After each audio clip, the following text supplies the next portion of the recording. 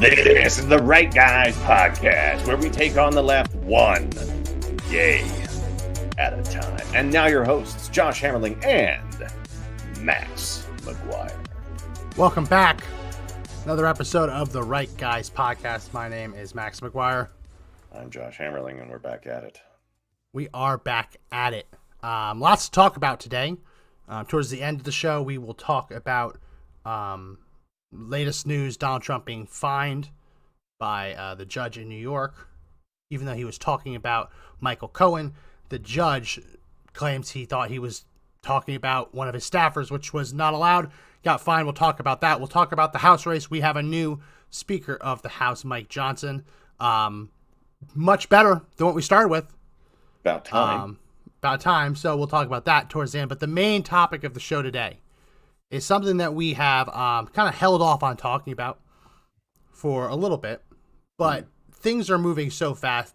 Things are coming down the pike so quickly. We can't really avoid talking about it anymore. And that is the lawyers and advisors to President Trump are turning on him and taking plea deals and agreeing to be state's evidence against him, both in Georgia, and we also have the latest news coming out of the Jack Smith investigation. We have Mark Meadows agreeing to testify against Trump.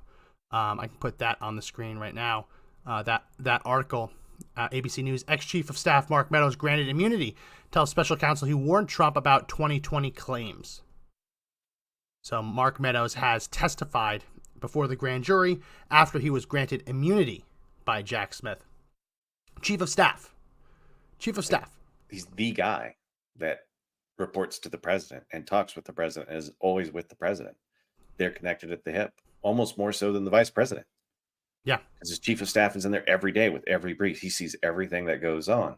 And when you can turn a guy like that, every day in the White House is something you could subpoena them about, especially if it's a record.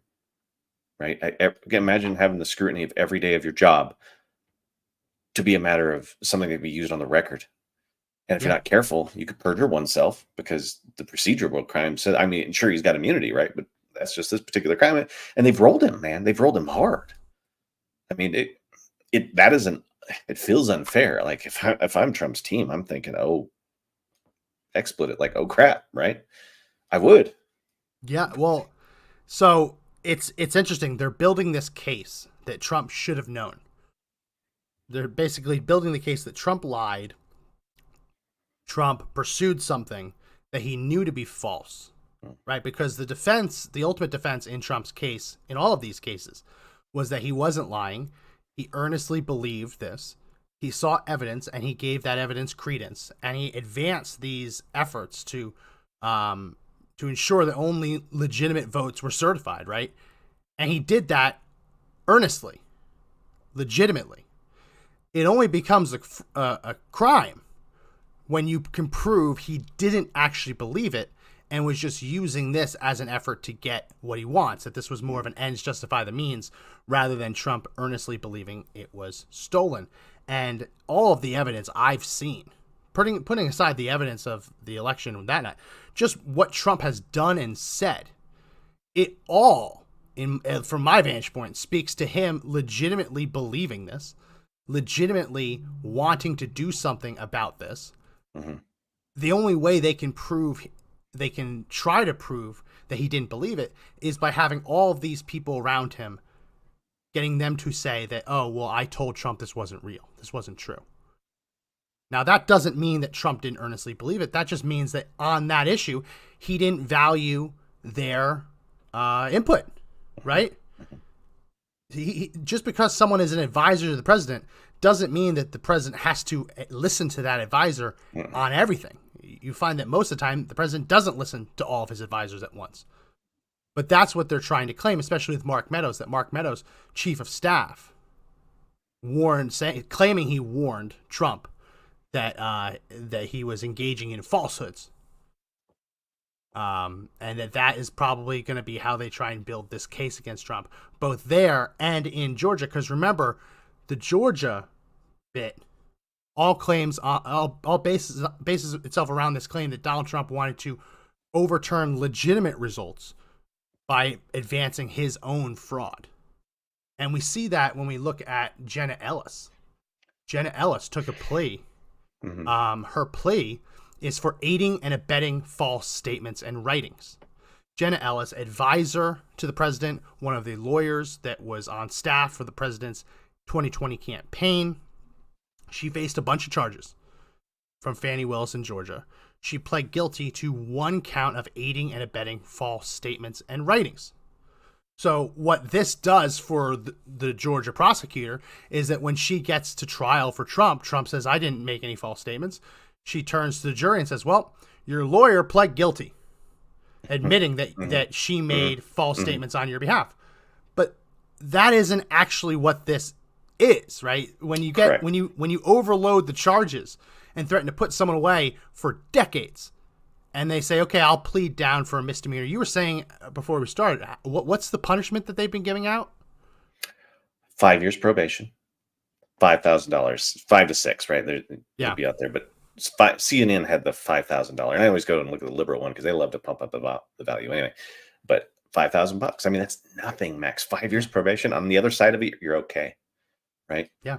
And that, doesn't the president have the power and the immunity to issue to his people something that he wants them to investigate? And where it leads is where it leads. Yeah. Which means that they're trying to punish him for him doing his job. Well, they are trying to punish him because the attorneys that he hired and he used and utilized apparently weren't good at their jobs. I mean, this isn't a situation where you have a mobster hiring an attorney to very obviously do something illegal. Like, oh, go shut them up. Oh, go bribe this official, right? Now, this is a client who says, I've been cheated. I've been stolen from. Attorneys go out and fight this. And you see this is all moving really quickly after the 2020 election because you have very hard, concrete deadlines that you have to meet to fight allegations of fraud. Because if you miss the certification, it's over, right? So they're moving fast. They're pulling every report and every whistleblower account that they can, throwing it into the pot and going before the court and says, look what we've got. And you do that knowing that this is all happening really fast. Something might be off. Something might be a little bit incorrect. But you go forward with your best effort, believing that what you have in that pile is true, right? Yeah. What they're now claiming is that, oh, well, things in that pile of evidence you submitted weren't true. And even though you didn't know it was true at the time, we're going to accuse you of knowing it was untrue at the time and charge you with lying. That's what this whole claim in Georgia is about. Yeah. And the things that they're claiming, we covered this on the show a couple weeks ago. When you actually see these reports and these things that Donald Trump said, saying you see the reports they filed with the courts, they were very careful to use language that would prevent them from being put in a perjury trap. They didn't give exact numbers, so they couldn't be accused of lying or getting it off. They would say as many as, like they say, we have evidence to suggest that as many as 1,000 dead people voted, things like that. Yeah. So that if the court comes back and says, actually, we found 12, you can say, well, we suggested that it could be as many as. We didn't say it was definitively. Sure. They use as many as, approximately, almost, right? All this language designed to protect them from being accused of giving definitively false numbers is just being completely ignored. Wow. And it's kind of like the Donald Trump's fraud trial in New York, where he submitted his valuation of his companies with a big, bold disclaimer. This is our valuation. You should do your due diligence. Do not use this for what you are deciding. Send an appraiser out to do your own appraisal. But this is what we value it as. That's being completely ignored. And they're making accusations that just aren't true. Just aren't true. Imagine that you have to go after the president of the United States using his own staff. Oh. You know what I mean? The gravity of that is crazy. That means any president moving forward, if the other side gets mad, you just have to start rolling on their people for made up crime. I mean, made up crimes. Yeah. This sets a precedence that is dangerous in our country. It could destabilize presidencies moving forward. They don't realize the long-term ramifications of acting on a former president who No, most they likely don't. would have it overturned in the Supreme Court, because the Supreme Court would have to come into the presidential immunities, right? Yes. That would Yes, be they my would. guess. Otherwise, again, the president could be charged for anything and everything, just acting within the duties of the president of the United States within the presidency, right, Max? Mm-hmm. It'd be foolish. It would be stupid. It's just not dangerous. It's like it's undermining the very fabric of our republic. So That's the way I see it. there's two different hats that they're wearing simultaneously, right? They're wearing obviously the Donald Trump for President 2020 hat, but Donald Trump was also the president. And even though he is running for re-election as president, he does have an interest the chief executive of the country. He has an interest in making sure that elections aren't fraudulent. Correct. So to say that these conversations are solely and only to benefit his campaign is to suggest that he doesn't care about the effects they would have on the country, which is ludicrous. And we remember, and if everyone remembers, I'll throw it up on the screen. This was Act 5 from that long indictment that they brought in Georgia. And it says, on or about the 20th day of November, Donald Trump and Mark Meadows met with the majority leader of the Michigan Senate, Michael Shirkley, Speaker of the Michigan House of Representatives Lee Chatfield, and other Michigan legislators in the Oval Office of the White House. And Donald Trump made false statements concerning fraud.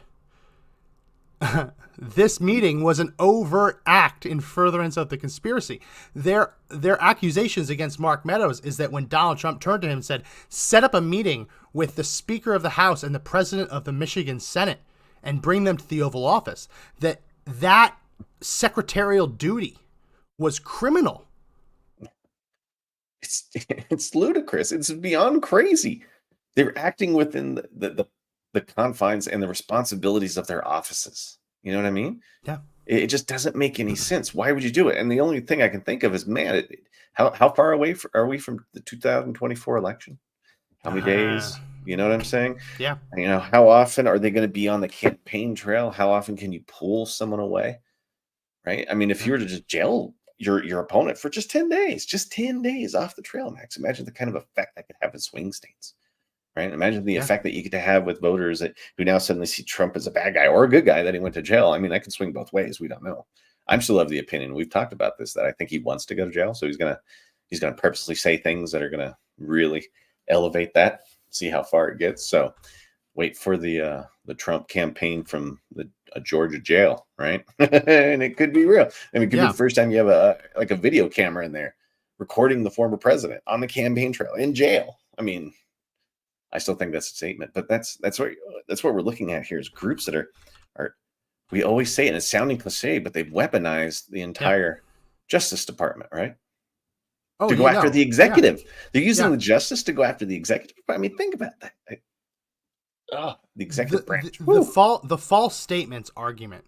They're actually making claims in Georgia that when Donald Trump picked up the phone as president of the United States and called the governor of Georgia, or called the Secretary of State of Georgia, and said the numbers and the statistics that his team was finding, that because what he said at the time, even though he believed them to be true, might not have been completely accurate when all was said and done, they're saying that picking up the phone and talking to the Secretary of State and telling him something that's not true is a crime. That's insane. Imagine this hypothetical. Donald Trump's in office as president. He picks up the phone and calls Greg Abbott, the governor of Texas. Okay. And he says, Greg, you got to help me secure the border. We've got terrorists coming across the border. That phone call gets leaked, and a Democrat prosecutor in Austin, Texas, decides to prosecute the president for submitting a false statement to a government official. And they say that President Trump said that terrorists were coming across, but what the truth is that suspected terrorists are coming across the border, and he has not presented any proof that there were terrorists, and therefore that was a lie. I mean, procedural lie. That is what they are doing. That is the equivalent of what they are doing here. Donald Trump tells the Secretary of State 10,000 dead people voted, right? Weeks later, they finally crunch the numbers and say, oh, no, actually, some of those people just had the same names as other people who had died, right? Some of them, we thought they were dead, but they really aren't dead. So the real number is much lower. Well, that's not the standard. The standard that's applied to a false statement is what you knew at the time, not what you know later. Yeah. Right? Right. Because that's why you investigate those things. You find out. That's why you investigate. That's why you send your people. And if the Trump campaign had actually gotten a court to hear their case and decide on the merits, that would be an opportunity for them to lay out all of this evidence. And maybe it isn't convincing. Maybe it gets disproven by the other side saying, actually, no, their data's off. That happens all the time in court cases. But the courts refuse to hear these cases on the merits, refuse to actually allow witness testimony to be presented to the court in person, refuse to allow all this data to be presented and cross-examined. So Donald Trump was denied the ability to put forward an argument in court that his data was true.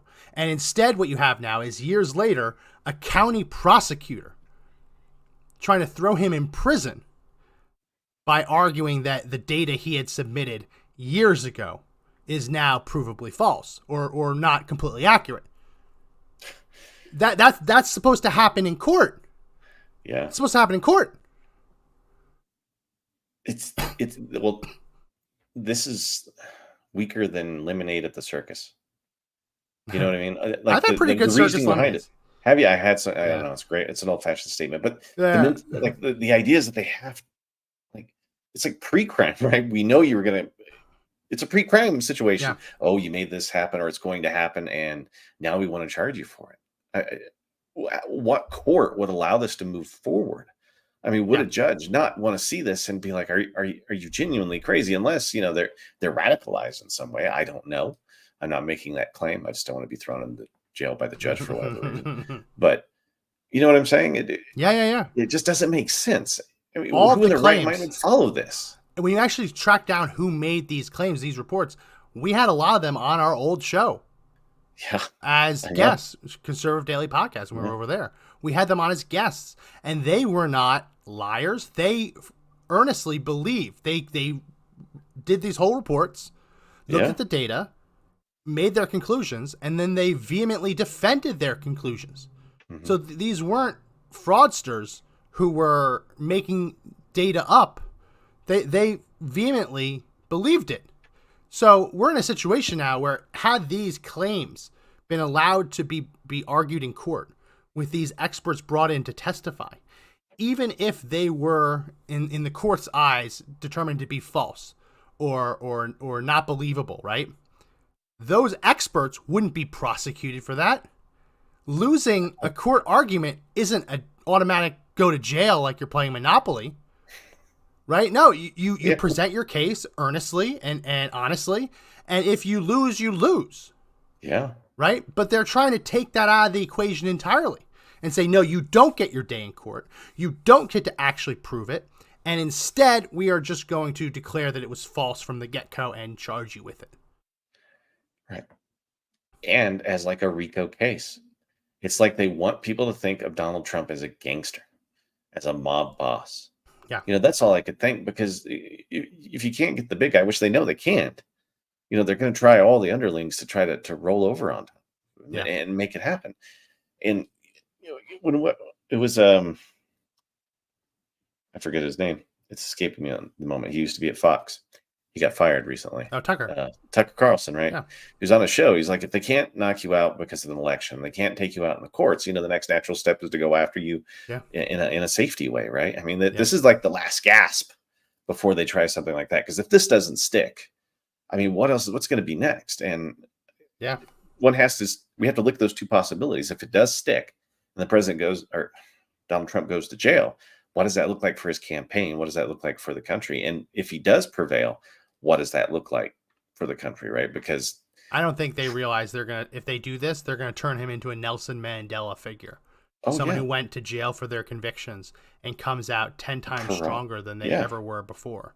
They could create a whole culture around this.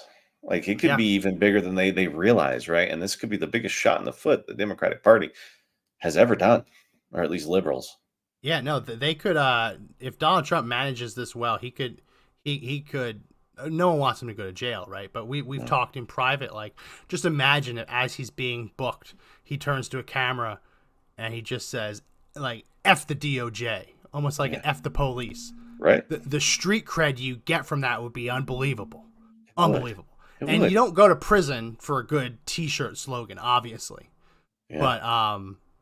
But they are underestimating how beneficial this whole thing has been for Trump. But what I think that they estimated pretty well was that if they charge all of Trump's attorneys, I think they correctly estimated that by overcharging people like Jenna Ellis and Sidney Powell and Kenneth Chesebro, that they would be able to pressure them into flipping. Those were 3 attorneys who worked with Donald Trump, his campaign, on these efforts. I don't know Jenna Ellis personally. She was in Colorado when I was in Colorado. We used to go on OAN on like back-to-back segments. So I'd like shoot her messages, say, "Hey, good segment." And she said, "Thank you," things like that. But we never met each other personally. She's always taken me as someone who's pretty honest, pretty steadfast in her convictions, with the exception being the last year or two when she has just completely turned on Trump and became a Ron DeSantis fangirl. All of my belief that she was generally an honest person has disappeared, though, because as part of her plea deal, pleading guilty to 1 count of basically soliciting a false statement or giving a false statement, part of her plea deal was that she had to give an apology to the people of Georgia. And I want to play this apology video, and then we're going to do a little bit of a Back to the Future thing. We're going to go back and read her tweets at the time and ask whether this apology rings true with what she said. Here we go. Understand that the conditions of this plea involves 5 years of probation, that you pay $5,000 of restitution to the Georgia Secretary of State within 30 days. And it's in my understanding that you're asking to be treated as a first offender. Yes. Do you understand that a special conditions of this probation is that you complete 100 hours of community service, that you write an apology letter to the citizens of the state of Georgia, which you have already done, and the state will put that into evidence as State's Exhibit 1 for the court?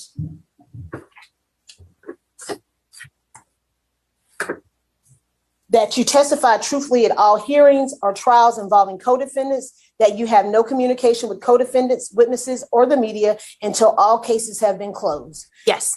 That you must continue to provide additional recorded statements and affidavits to the state as required. That you must also continue to provide any requested. I'm going to fast forward here. I think I grabbed the wrong one.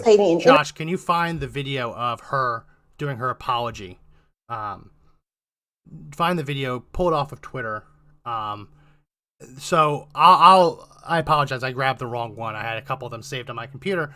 Her apology basically goes that she never meant to do any of this. She never meant to lie about the 2020 election being stolen, and that she had just been given bad information and she had relied on the wrong people. She had trusted the wrong people to help her out. That is basically the gist of it. And as we'll go through, when we go through her statements and her tweets and maybe even some of her on-air appearances, it is very obvious that this was not her being hoodwinked. This was not her being pressured or tricked into thinking these things. Some of these tweets contain genuine analysis from her, looking at data and making her own conclusions. So I lost a lot of respect for Jenna Ellis when she decided to become a Ron DeSantis fangirl and pressured and go against Donald Trump. For all the opportunities he gave her, that was terrible. But any respect I had for her left goes out the window when your explanation for why you fought election fraud was that you were misled. Sorry, I had my mic. I was sitting there like, Max, I got it. Here we go. To address the court. Can you hear that? As an attorney who is also a Christian, I take my responsibilities as a lawyer very seriously, and I endeavor to be a person of sound moral and ethical character in all of my dealings. In the wake of the 2020 presidential election, I believed that challenging the results on behalf of President Trump should be pursued in a just and legal way. I endeavored to represent my client to the best of my ability. I relied on others, including lawyers with many more years of experience than I, to provide me with true and reliable information, especially since my role involved speaking to the media and to legislators in various states. What I did not do, but should have done, Your Honor, was to make sure that the facts the other lawyers alleged to be true were in fact true. In the frenetic pace of attempting to raise challenges to the election in several states, including Georgia, I failed to do my due diligence. I don't know. Do you know? Hold on, Max. Is I this? don't believe it. Hold on. Let me ask you this: is this a situation where there's like guns pointed to her head, and she like you feel like she's has to make this statement? You know what I mean? She does. Like, I mean, being completely honest, I think as earnest and as as earnest as we all are, that we would say we would fight to the very end, right? Recognize that if she was to be convicted of all the charges against her, she would spend years in prison. She'd be disbarred. 25, yeah. Yeah, so like the consequences for losing are significant, and they stack those charges that way on purpose. The power of the state is tremendous. They have unlimited amount of resources to throw the entire weight of the government against you. And even someone like her, who collected $216,000 of donations, even someone like How her much? can feel that way. $216,000. That's a the other lot of money. That's the other side of this. $216,000. The other side of this is when Jenna Ellis was indicted, she came running to Donald Trump's campaign, Donald Trump himself, begging for him to pay her legal fees. And so the question is, did she always intend to turn state's evidence? Did she always intend to give a plea deal and agree to testify against Trump? Because if she always intended that, to then go to Donald Trump and ask for him to finance the very knife that she intends to stab him in the back with, that is beyond scummy. And to go to the American people, to go to conservatives and say, fund my campaign, fund my defense. If she was saying that, knowing she intended to go towards a plea deal that, again, would stab Trump in the back, beyond scummy to solicit donations to then stab the president in the back. I mean, am I off anywhere? She begs for money. How much does it cost what was her actual lawyer costs then? I mean, does it cost 200 grand to? Well, we might not see. We might not see. They have no obligation to turn that over. No. I have a hard time believing that in 2 months they could run through $200,000, where the only thing they accomplished was negotiating a plea deal. That seems like pretty hard to do. What if you got two lawyers on it, $200 an hour, and they bill you 40 hours a week? I mean, I don't think it's coming out to. I think it'd be hard. I think it'd be hard, even at that, to have, even if they worked every work day. Yeah, it's hard to see how that comes out to 200 grand. I gotta. Where's the money, Josh? I don't Where's know. the money? Well, now you got me thinking about that, right? Where's the beef?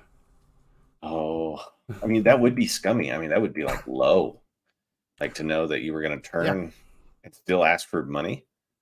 And listen, when that happens, when there are co-defendants or even witnesses who ask someone else for money, or someone else volunteers to pay their legal fees, one of the things that has to happen ethically, if we were both being prosecuted together and you said, Max, pay my legal fees, I can't just send you a check. Your lawyer would force me to sign a waiver.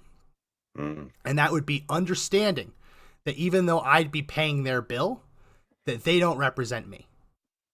So when you pay someone else's legal bills, their lawyer will force you to either sign it or at least acknowledge that you are not the client in that attorney-client relationship. And that it is possible that in doing that, it might be in the best interest of that defendant to go against you, right? So if you agree to pay someone's legal fees, you have no right to decide what their legal defense is. You have no right. You're just the person signing the check. $64,000 in 2 months is what it would cost if they were doing 40 hours a week. Yeah, 2 attorneys. That's 2 attorneys, right? Attorneys. Yeah. $64,000. That's a good chunk of change if you can get it. Like if you're the attorney, that's good. But you said 230,000, 216. $216,000. Where's the beef? We gotta get the Wendy's girl on it. Where's the beef? Where's the money? That'd be like $152,000 of unaccounted for money. That's a lot of money. That'd be a heck of a payday too. The other side of it, that she still needs an attorney because she's still going to have to go through this process of being a witness. So she's still entitled to an attorney. But wouldn't it be kind of interesting if she's making this pledge to conservatives, I want to fight this corrupt prosecution, and 3/4 of the money ends up going towards helping her be a state witness?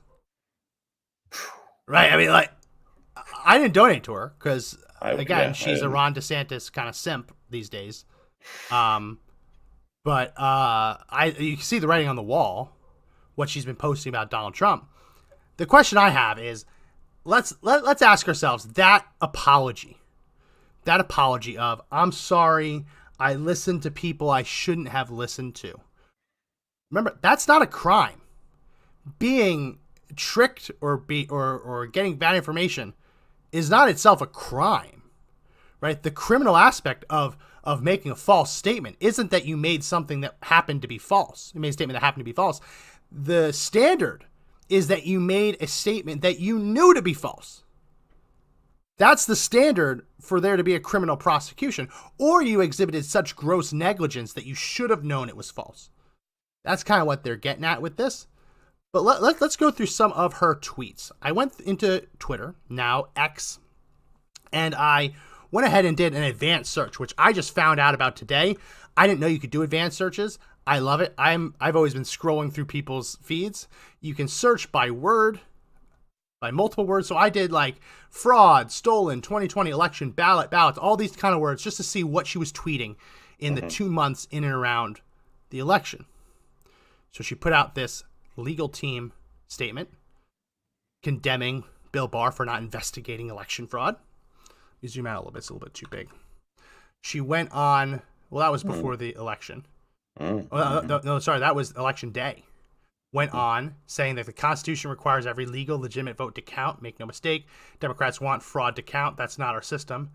Team Trump is fighting back. Sorry, that doesn't feel like you were duped. That feels like that's not really a dupe statement. I mean, was she leading the charge? I don't know. Remember this image of the spikes? Yeah. Of the spikes in Georgia that happened to line up right around the time that these election workers are pulling things out from under desks and running them through scanners, which also just happens to coincide with the same time that they weren't supposed to be counting ballots because they had told the election observers and the media that they were done for the night because there had been a pipe burst. And they're covering the windows? Yeah, well, that was in Detroit. But here, they just said, pipe burst, gotta go home, we're done for the night. And then once they're all gone, they start running these ballots through scanners. It's not a crime to look at all of this evidence around you and say, this is fraudulent. Simply for the sheer reason that you're not allowed to do this without observers present. And if you send them home saying that you're not going to count ballots anymore, even if all of those ballots are real, it's fraudulent to conspire to do that in a way that won't have any oversight, right? So she wasn't duped into thinking this. And I'm sorry, spare me the I'm a Christian crocodile tears. Like, I'm a Christian. Josh, I don't want to presume your faith, but I believe you're a Christian too, right? I am. We're all Christians. That's nothing to do with this. The crocodile tears of, I was duped. I was duped into thinking that all of these things happening at the same time likely was fraud. No, you, like all of us, have a head on your shoulders, have a brain between your ears, and you can see what's happening right in front of you. I don't know. It's like she was a cheerleader more than she was duped. I mean, she was out there talking the talk and walking the walk. She posted about these things. She's proud of it. I mean, if I'm the Trump's legal team, I would pick everything I can apart here because what she's saying and what she's doing there, like, completely different. Yeah. Here she is applauding Lee Chatfield, who was that legislator from Michigan who met with Trump, who the prosecutor is accusing of participating in this crime, right? Yeah. Saying this is the kind of courage that other Republicans should have when dealing with so much evidence of pervasive fraud. This is not, because let's call the spade a spade. When she's talking about these attorneys that have more years experience than her, she's probably talking about Sidney Powell. She's probably talking about Rudy Giuliani. Yep. Right? She seems to be passing the buck on to them. Mm-hmm. And yet, when you actually go through this, that wasn't Rudy Giuliani forcing her to post that. No. No one had a gun to her head. It's not like she had the weight of the Justice Department coming down on her shoulders to make her do it. She did that. She did that of her own free will. In fact, she believed in it. And she believed in it so much, she was teaming up with these people. And they were all working hand in hand, most likely. But you can make those statements all day, though, Max. It's not a crime to make those claims. In Wayne County, Michigan, 71% of their precincts' ballot counts don't match the total number of votes. 2 board members refused to certify results, then suddenly caved amid threats. America doesn't yield to the mob. An interesting statement to look back at in hindsight now, that she has just caved to the mob. But that was not Rudy Giuliani or Sidney Powell or anyone else putting a gun to her head. She looked at the same data we looked at when we were on our old show. Yeah.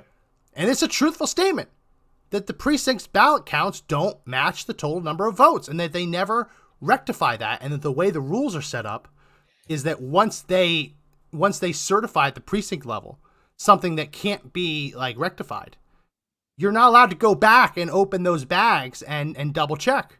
The system is designed with so many loopholes in it to make actually enforcing these requirements impossible. So she wasn't lying then. She was being truthful, because that's a truthful statement. Yeah. Everything in that's truthful, but now she's saying, oh no, that was had a gun to my head. Oh, if only I wasn't so naive. You're a lawyer.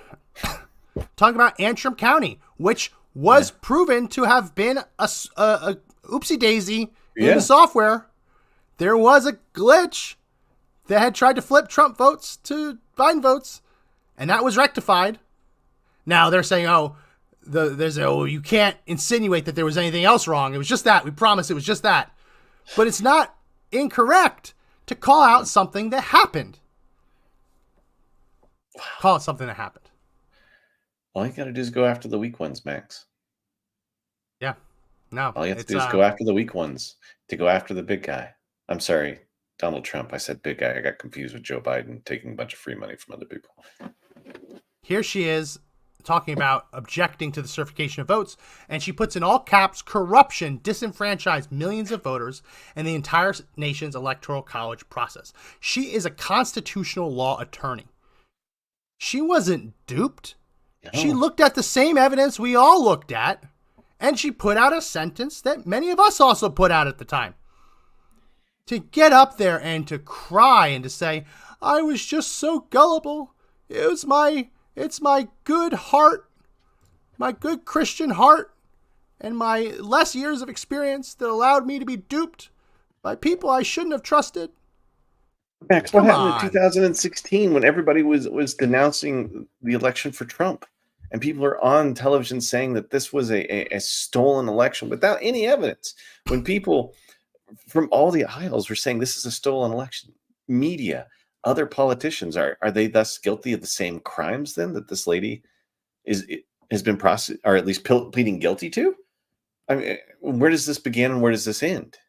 You know, how broad does this start getting? Anybody that makes a political statement, we can make political statements on this show, and they could try to just prosecute us. And whether there was, we gotta hope that there's no government official listening to this show, because on anything we say, if a single prosecutor disagrees and we were speaking to that, so it's submitting a false statement, it's nonsense.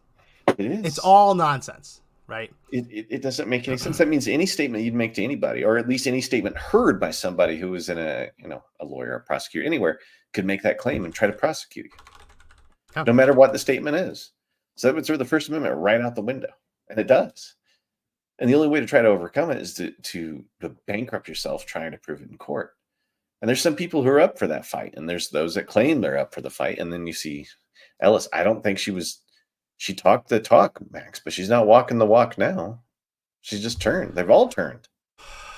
It's so depressing because you remember at this time around the election, we were investigating just with everyone else, right? And things are moving fast.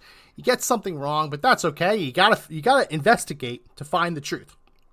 And as long as you're comfortable with whatever that truth is, that's fine. When you investigate and you only really want to prove one thing, that's where it definitely becomes a problem. What I was very uncomfortable with when all of this was happening was every time someone would pop up as like a figurehead or a spokesperson for the movement, this cult of personality would develop around them. Right? Remember Sidney Powell? Sidney Powell would come out and she would say, "We're going to release the Kraken." And even if like most people didn't know who Sidney Powell was before this, not a clue. she came out of relative nowhere, saying that she has all of the receipts and the proof for some outlandish things, and she has this release the Kraken. All of a sudden, everyone's like her supporter, and I think about Lynn Wood. I think Lynn Wood is a decent man. It confuses me to see how many people just put their faith in Lynn Wood. I don't think he's a bad dude, but it genuinely confuses me when I see these fan pages prop up and they're like dissecting Lynn Wood's comments, looking for like hidden symbolism of like of a true message. It's very weird, right? We saw this with some people who appeared on the last show we were with.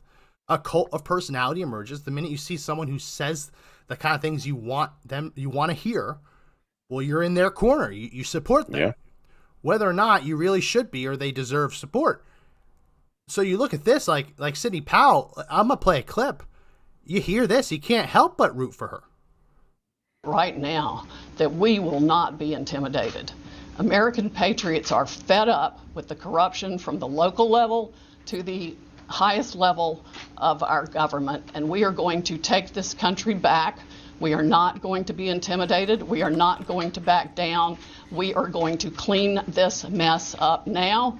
President Trump won by a landslide. We are going to prove it, and we are going to reclaim the United States of America for the people who vote for freedom. So again, bad choice of words for someone who just caved to the other side. Don't go out in front of cameras and say we won't back down if you're one of the first people to take a plea deal. Now, Sidney Powell has taken a plea deal. She pled guilty, I believe, 5 or 6 crimes, 5 or 6 years probation, a couple $1,000s of fines, which the fines alone, they're accused of trying to steal an election, and the restitution is $6,000. It's like, okay. Not that I want them to be fined more, but it doesn't, the punishments they're being served out don't seem to match what they alleged happened. The only person I think they're going to go after, 2 people, probably Rudy Giuliani and Trump, because they're such national figures. But something a little interesting is after Sidney Powell pled guilty, she's out on social media and in her newsletter saying the 2020 election was rigged and that she was extorted into pleading guilty, things that she just agreed that she was going to apologize and say didn't happen. So it's very weird. I don't know what's going on here. I was going to come out much more forcefully against Sidney Powell for taking this plea deal, but she hasn't delivered her apology letter yet. And it's going to be hard to do an apology letter saying I was duped into believing the 2020 election is stolen when she's putting out new social media posts now. So we'll see what happens there, but she's agreed to be state's evidence. The only person who has a gag order in this whole thing is Donald Trump. So even the people that are rolling on him can just sit there and tweet and talk and say whatever they want, right? I mean, that sounds like there's big problems with that. Like, there's some interests that are being protected and some interests that aren't, right? I mean, everyone would want to put out there that they're innocent. I find that strange, Max. There's just, there was there's an corrupting influence that happened to these people. It's just, they all got on board so fast. I don't know what was going on. And then they come out with these statements, and then here we are later, they're all folding like a house of cards. You know what I mean? Yeah. The fear is real, and all in an effort to try to undermine Donald Trump. I mean, I don't know where this influence begins, ends, starts, but somebody got in there and made some things happen. Well, I still can't help but notice that there are still some people missing. That there are people who seem to have avoided, at the very least, criminal liability up until this point. And I hate thinking like this, but seeing everything else that we know about how the deep state, how the DOJ works, didn't we just learn that that Thiel was an asset? Did we just learn that? Oh, this Theo week? in the Peter January Thiel? 6th stuff? Yeah. I Peter thought that Thiel. was the case. I believe that it just came out that he was actually an FBI asset. Mhm. An FBI informant. Yeah, Peter Thiel was reportedly an FBI informant. He was a big part. I'll put this on the screen. He was a big part of the Trump campaign. Yeah. Former CEO of PayPal. That began in 2021. That he's being brought in as an FBI informant. So knowing all of this, you really have to take a careful look at who hasn't been prosecuted yet. Mhm. And when you see a picture of 8 people in a room, and 7 of those people have already either faced charges or been dragged in to testify to answer for what they did, and there's just like one person chilling in that room, no investigations, no prosecutions, no subpoenas, at least on the criminal side, it makes you wonder. Like when they released the grand jury vote in Georgia, and you see that Lin Wood wasn't indicted. I don't want him to be indicted. Mm-mm. I don't want anyone to be indicted for this. But then you also hear reports that Lin Wood has apparently agreed to be state's evidence. And Fani Willis comes out and says, well, Lin Wood is one of our strongest witnesses. It makes you wonder. Now, Lin Wood has said that he does not intend to be a state's witness. He doesn't know what they think he's going to say, but he is not intending to flip or turn on Trump or anything. But just, you have to wonder. You have to wonder. And when you realize just how many people are not being prosecuted, not being subpoenaed, not being dragged in to testify, it makes you wonder why. What makes them special? It's like the Ray Epps effect, right? Mm-hmm. When everyone in the mob, everyone in that group of people is being prosecuted, except for the one person who most vocally is saying, storm the Capitol, storm the Capitol. Makes you wonder. Yeah, it does. It crosses my mind every day. And I'm not speaking about anyone in particular. It just makes me wonder. Yeah, just makes you wonder. Oh, the politics. I mean, at least we got a Speaker of the House today. At least we did. And let's talk about that. Let's talk about kind of like a something bright little bit side, happening. man, because I didn't think it was going to happen today. Honestly, I thought we were going to go 2 more weeks. I know it sounds crazy, but I thought it was going to be delayed until winter. Yeah. So here we go. You know? Mike Johnson, representative from Louisiana, he has a 74% rating this session. I believe it's 80% over his entire career of conservative voting, and that's his Liberty score. I pulled up the Liberty scores for the other people just so we can see what we left, what we got away from, and what we got now. So Kevin McCarthy was a 54%. 54%. So he had someone who was not even, like, barely majority conservative. Yeah. Almost more liberal than conservative. Dude, he's California conservative. Yeah. I mean, it's almost liberal. It's California conservative, and that's a real statement. There are conservatives that come out of California. You're still just like, well, dude, you're pretty liberal. Then we got Scalise, who was 58. Now, I like Scalise on a lot of things. I appreciate that he was almost killed by a crazed leftist. Mm-hmm. But his Liberty score, based on his actual voting, 58%. That's crazy. We almost got Jim Jordan, 94%. But you can see why the establishment was so adamant against him. Absolutely, because he would have hardlined all of the stuff that would actually probably help the American people. I'm a Jim Jordan guy, so I can. Yeah. I'm going to broadly make that statement. Then we almost got Tom Emmer, who was 69%. Again, a little bit more, but when you see what's in that 69, What's in that 69% that he doesn't support? Bad stuff. Not a conservative. So now we have Mike Johnson, 74% this term, apparently 80% over his entire career. Without a doubt, better than what we started with. We went from a 54% conservative rating to a 74%. And here's some good news. We'll talk about some of the things that he is, without a doubt, more conservative on than anyone else other than Jordan. He apparently has received an F in terms of GOP representatives who support Ukraine funding. Oh. So he's failed. So that's actually a good fail. That's from the special interests who are grading Republicans based on how much they support Ukraine. He apparently doesn't. We'll see if that rings true now or if he gets dragged into that establishment wing. Now, he's pro-life. He is pro-gun. Fantastic. He also challenged the legitimacy of the 2020 election. He was one of the congressmen that signed on to those challenges. Mm-hmm. Like I didn't know if I was sold on him because there was some things that listen, anyone in the GOP leadership is automatically suspect. Sorry, it's sad. I mean, it's true, and I agree with that statement. Like, what did you have to do? What part of your soul did you have to sell to get into that little cabal? Automatically suspect. But then I see all of the leftist organizations coming out to oppose him. You see the gun control groups saying that he's too radical on guns. Mm-hmm. Right? You see the liberals saying that he believed the 2020 election was stolen. There was a clip making rounds where a reporter asked him whether he was going to backtrack on his claims, and the Republicans just booed the reporter. Right? Mm-hmm. There's a lot of these people up here who would have given a very different answer about 2020 election fraud. Sure.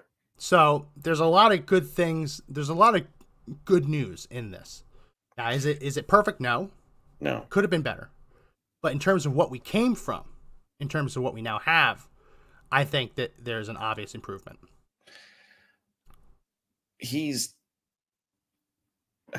I want to see the way he's going to act, because if he does the majority of conservative things, once you start wielding that power, you've got a person that power corrupts, but you also have the gavel now. So we'll see what he starts pushing forward.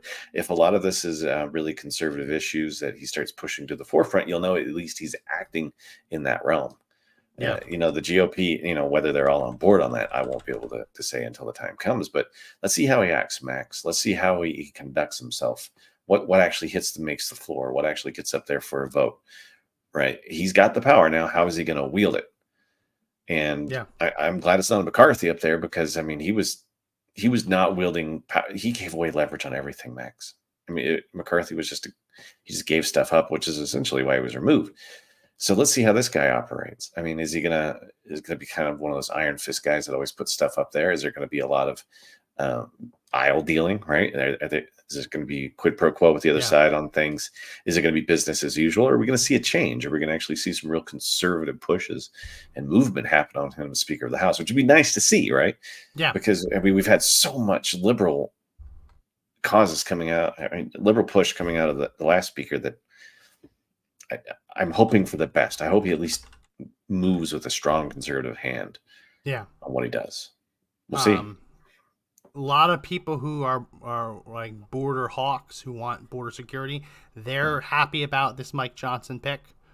So that's good news. And like I've been looking through just some of the things that he's done this year. One of the bills that he co-sponsored was HR 5110, Protecting Hunting Heritage and Education Act.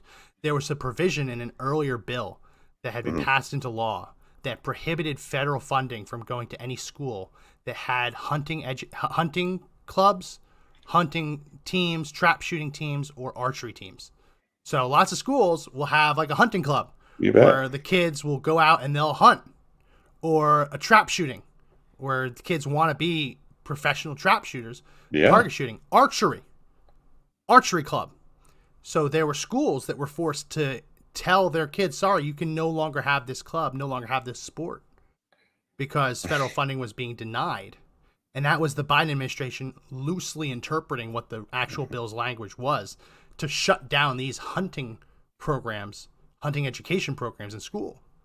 And so Mike Johnson was one of the many, not the only one, but one of the many Republicans who signed on to this. 72, only 72 co-sponsored it.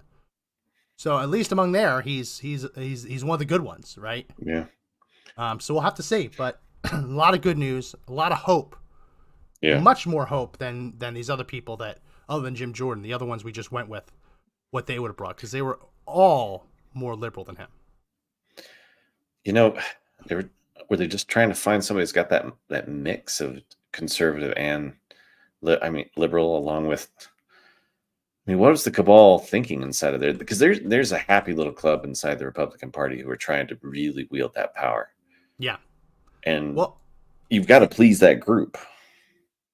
Yeah. No, it's probably going to depend on what he's already given up to be in the GOP leadership already. Yeah.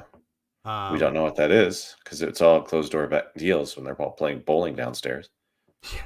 Yeah. That was crazy. It was. He had the dumbest little dance for that, and I was like, "Really, man? Yeah. Really?" No. Yeah. You just happen to be invited to the White House the same day you refused to vote for the conservative on the ballot. Stayed for dinner, had a good time. Yeah. We know why you were invited. We know why you're invited. Enjoy. Well, we are out of time. Yeah. Give you the last word because I just cut you off. At some point, you have to remember that you can't go after your political enemies just because you don't like what they stand for. We've seen that for a really long time, and we've seen this bitter politics, this weaponization of the DOJ to go after our political opponents. And if our politicians keep setting this standard, we're not going to have a country that operates anymore. We're not going to have our system. We're not going to have a representative republic. So be careful really pushing your side to say, yeah, go after your enemies, because if it's a pendulum like anything, it's going to swing back and it will bite you in the ass. Yeah. And the other side of that coin is that if you're someone like Donald Trump, who has been campaigning on holding corrupt officials like Hillary Clinton accountable for their crimes, and you get into office and you say, hey, for the good of the country, I'm not going to pursue that anymore. Don't expect the other side to do that as well. No. Because I think if Donald Trump knew what was happening to him now, he never would have entered office and agreed not to go after his political opponents for the crimes they committed. But coulda, woulda, shoulda. That's it for this edition of the podcast. If you like the podcast, make sure you support some of our sponsors in the description. Lots of craziness in the world. You gotta go to prepsos.com. Our friends over at prepsos.com. They have all different survival and emergency gear, food, equipment. I stocked up over there with my ReadyWise emergency food supply. You can get yours there as well. And when you do, make sure you use promo code MAX to get 5% off and help support the show. We get a little commission when you go and do that. Lots of other links in the description. Check them out. If you haven't already, subscribe to the podcast. We're on YouTube, Rumble. That's where we stream live. But we're also on Apple Podcasts, Google Podcasts, Spotify, Pandora, iHeartRadio, TuneIn, Audible, Amazon Music, Podbean, all those places. Check the links in the description and do subscribe there. Help us prove out those numbers. That's it for this edition of the podcast. My name is Max McGuire. And I'm Josh Hammerling. And remember, the fight to take back the country and take back the GOP isn't over. But the only way we win is if we all step and fight together. See you next time. See ya.